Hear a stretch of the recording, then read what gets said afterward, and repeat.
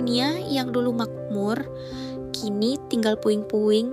Setelah bencana besar yang dikenal sebagai The Lament, harapan umat manusia hampir sirna.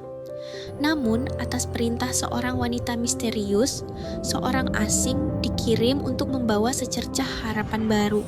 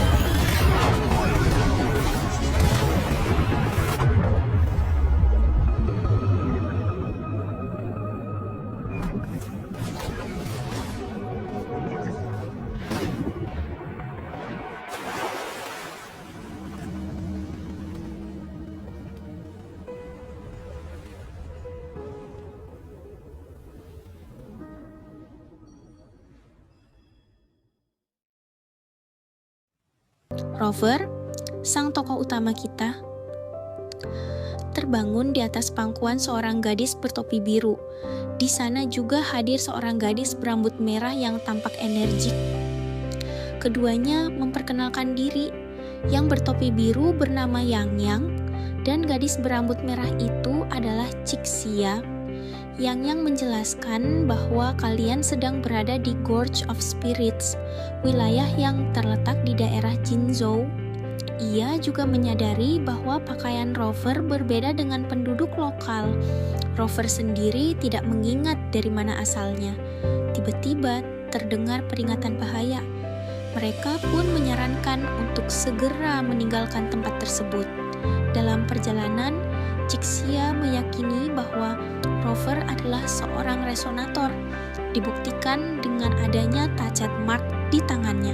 Sedikit penjelasan, resonator adalah seseorang yang bisa beresonansi dengan frekuensi tertentu, sehingga memperoleh kekuatan khusus.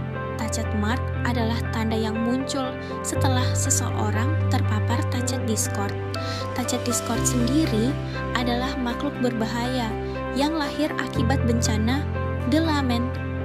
Melanjutkan perjalanan, kalian beberapa kali dihadang oleh touched discord. Rover pun menunjukkan kemampuan bertarung yang luar biasa. Di tengah jalan, ia menemukan patung naga dan tiba-tiba mengalami sebuah penglihatan.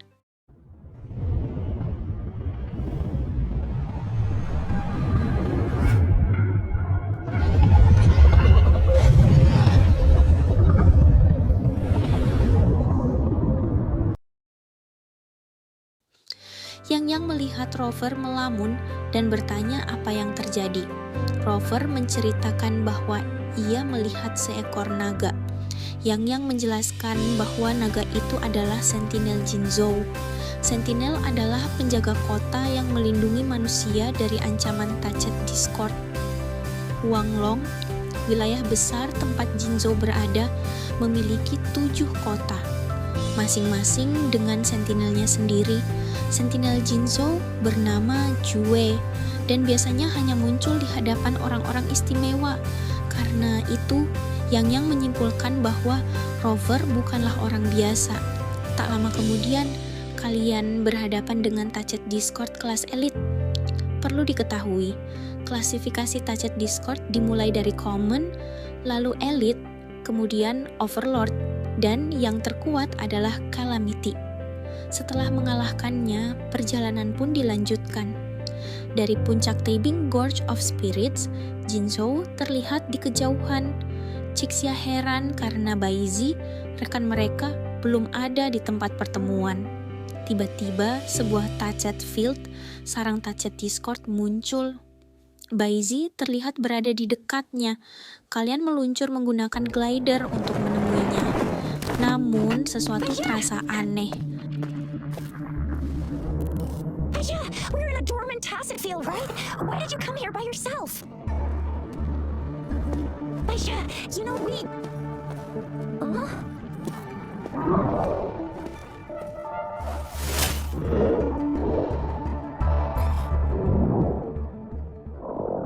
You are all right, it seems.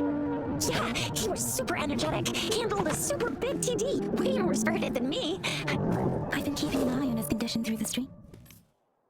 Touched Field itu aktif dan membentuk kurungan, menjebak Rover dan yang di dalam. Dari sana muncul Touched Discord kelas Overlord.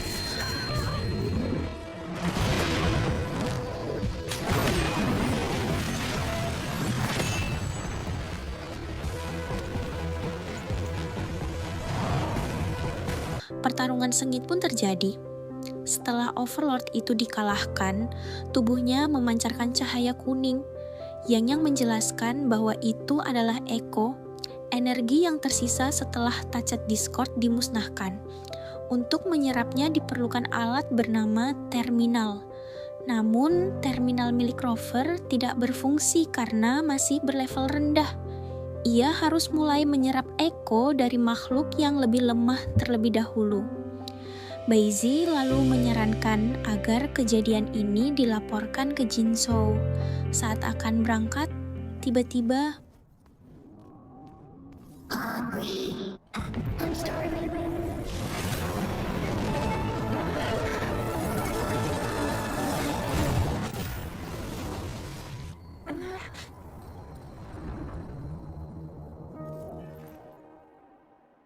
mereka terkejut melihat Rover bisa menyerap Echo langsung melalui Touched Mark di tangannya. Sesuatu yang belum pernah mereka lihat. Yang teringat ada resonator di masa lalu yang memiliki kemampuan serupa dan menyarankan agar Baizi memeriksa Rover di departemen riset. Tiba-tiba muncul proyeksi holografis dari Jinzhou. Seorang wanita memperkenalkan diri sebagai Jinxi, magistrate Jinzhou. Ia mengatakan bahwa telah lama menunggu seorang tamu penting, dan tamu itu tak lain adalah Rover. Ia pun mengundang Rover untuk bertemu dengannya. Rombongan melanjutkan perjalanan menuju pusat kota Jinzhou. Saat tiba di gerbang, seseorang terlihat mengawasi mereka dari kejauhan. Namun identitas dan tujuannya belum terungkap. Sesampainya di gerbang, mereka berpisah untuk urusan masing-masing. Sebelum berpisah, Baizi meminta Rover mengunjungi akademi untuk menjalani pemeriksaan. Demikianlah alur cerita prolog Wuthering Waves. Jika kalian menyukai video ini, jangan lupa like dan subscribe agar Mimin makin semangat membuat alur cerita lainnya. Tulis saran dan kritik kalian di kolom komentar. Terima kasih.